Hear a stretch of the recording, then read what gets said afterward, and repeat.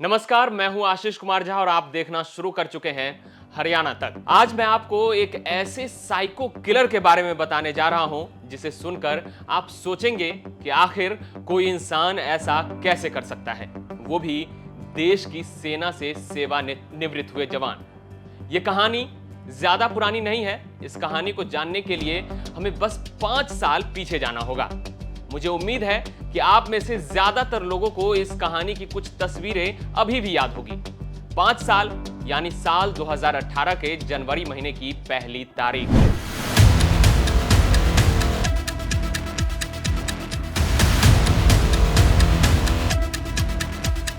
एक जनवरी 2018 की वो रात जब पूरी दुनिया नए साल के जश्न में डूबी थी, तब एक शख्स पलवल में 6 लोगों की हत्या को अंजाम दे रहा था। और जैसे ही इस घटना की खबर लोगों तक पहुंची, पूरे इलाके में सनसनी फैल गई। इस हत्याकांड को अंजाम देने वाले साइको किलर नरेश धनखड़ को 21 मार्च को पलवल के जिला अदालत ने फांसी की सजा सुना दी है। इस हत्याकांड को अंजाम देने का दोषी नरेश ने 4 लोगों को सुबह 4 बजे के करीब अपने घर ओमेक्स सिटी से आदर्श कॉलोनी जाते समय रास्ते में लोहे की रॉड से वार कर मार डाला था, जिसमें पलवल के आगरा चौक और मीनार गेट के बीच रोड पर चलते हुए एक चौकीदार को मारा, जिसके बाद महिलाओं के अलावा एक भिखारी और एक बच्चे को भी उसी रॉड से मारा था। इसके बाद साइको किलर नरेश ने पलवल अस्पताल में घुसकर एक महिला की हत्या कर दी थी। 6 लोगों पर लोहे की रॉड से वार कर मौत के घाट उतारने के बाद नरेश 5 बजे के करीब अपने ससुराल पहुंचा और अपनी पत्नी को मारने का प्रयास किया। ससुराल पहुंचने के बाद उसने गेट पर ताबड़तोड़ कई हमले किए, लेकिन इस बीच नरेश के ससुराल वालों ने पुलिस को फोन कर बुला लिया। लेकिन जब पुलिस वहां पहुंची तो नरेश ने पुलिस पर भी हमला किया, जिसमें पुलिस वाले भी जख्मी हो गए थे। हालांकि पुलिस ने नरेश पर काबू पा लिया और उसे गिरफ्तार कर लिया। अब 5 साल बाद कोर्ट ने अपना फैसला सुना दिया है। कोर्ट ने नरेश को इस सजा पर हाईकोर्ट में अपील के लिए 30 दिनों का मोहलत भी दिया है।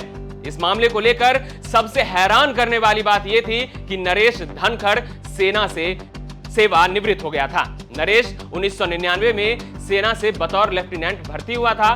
भर्ती के 4 साल बाद ही 2003 में मेडिकल ग्राउंड के आधार पर उसने सेना से सेवानिवृत्ति ले ली और सिंचाई विभाग में बतौर एडीओ 2006 में नियुक्ति हो गया था उनका, और बाद में प्रमोशन के जरिए उसे एसडीओ का पद मिला। इन सबों का पोस्टमार्टम करने वाले डॉक्टर भी इस घटना को लेकर काफी हैरान थे।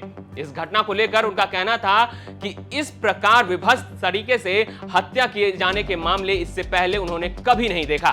पहला बार तो इस तरह से किया गया था कि मृतकों को संभलने का मौका भी नहीं मिला, ये डॉक्टरों का कहना था। डॉक्टरों ने आगे बताया कि अंजुमन को सबसे दर्दनाक मौत दी गई थी।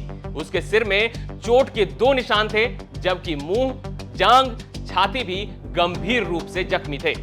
कुछ इसी प्रकार की चोटों से खेमचंद की भी जान ली गई थी। मुंशीराम के सिर पर तो इतना जोरदार वार किया गया था कि उनका मुंह तक फट गया और जबड़ा अलग हो गया था।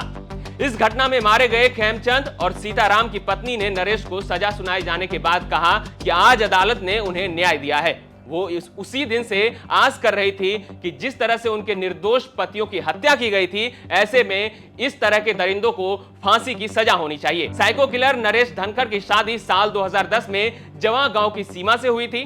13 साल का उसका एक बेटा भी है, लेकिन किसी विवाद के कारण उसकी पत्नी और उसका बेटा नरेश से अलग अपने पिता के पास पलवल के आदर्श कॉलोनी में रहते थे। नरेश की जब गिरफ्तारी हुई थी तो उस समय उसकी पत्नी ने बताया था कि नरेश उसकी और उसके बेटे की हत्या करना चाहता था। शायद यही कारण था जब 21 मार्च को कोर्ट नरेश को सजा सुना रही थी तो उस समय सीमा वहां मौजूद थी, लेकिन वो कोर्ट के बाहर दूसरी जगह बैठी थी और फैसला आते ही वो वहां से चली गई और उसने अपने पति नरेश से मिलने की भी कोशिश नहीं की। आपको क्राइम की ये स्टोरी कैसी लगी हमें कमेंट बॉक्स में बताएं। तब तक के लिए धन्यवाद।